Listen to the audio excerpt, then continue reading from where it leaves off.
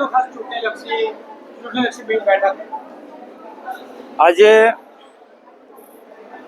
નર્મદા જિલ્લા પંચાયતના ઉમેદવારો, તાલુકા પંચાયતના ઉમેદવારો અને રાજપીપળા નગરપાલિકાના ઉમેદવારો અને જિલ્લા અને તાલુકાના સંગઠનના આગેવાનોની બહુ અગત્યની આજે મિટિંગ હતી કમલમ ખાતે.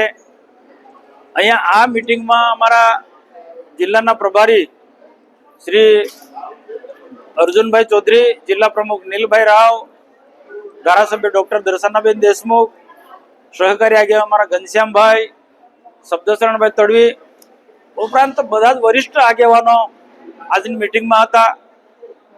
ઉપસ્થિત ઉમેદવારોને આગામી દિવસોમાં કઈ રીતના ચૂંટણી જીતવી છે એના વિશે આગેવાનોએ માર્ગદર્શન આપ્યું.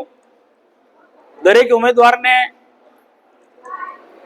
ઉમેદવાર પ્રવાસ કરે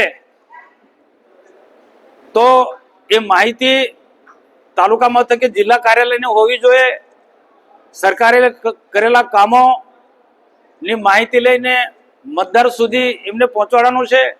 ઘણા વિકાસના કામો ભારતીય જનતા પાર્ટીની સરકારમાં તાલુકા પંચાયતને જિલ્લા પંચાયતના વહીવટમાં અમે કર્યા છે, પણ છતાં પણ ક્યાંક કોઈ કારણસર કોઈ કામો રહી ગયા છે તો એવા કામોની પણ યાદી બનાવવાની વાત કરી અને તાલુકા પંચાયત ને જિલ્લા પંચાયત ફરી ભાજપની બનવાની છે એ વિશ્વાસ સાથે અમે કીધું કે જે પણ કોઈ અધૂરા કામો હશે એ તાલુકા પંચાયત જિલ્લા પંચાયત બન્યા પછી આપણે પૂર્ણ કરીશું. એટલા માટે વિશ્વાસથી અમે કહીએ છીએ કે કેન્દ્રમાં અને રાજ્યમાં ભારતીય જનતા પાર્ટીની સરકાર છે.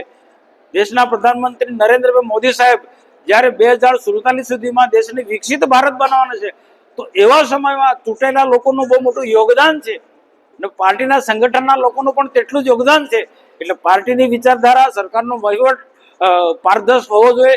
એ બધી જ બાબતોની માહિતી કાર્યકર્તાઓને ચૂંટાયેલા ચૂંટણીમાં ઉમેદવારોને અમે આજે માર્ગદર્શન આપ્યું અને અમને સંપૂર્ણ વિશ્વાસ છે કે આવનારી તાલુકા પંચાયત, જિલ્લા પંચાયત અને રાજપીપળા નગરપાલિકા ભારતીય જનતા પાર્ટી કબજે કરવાની છે.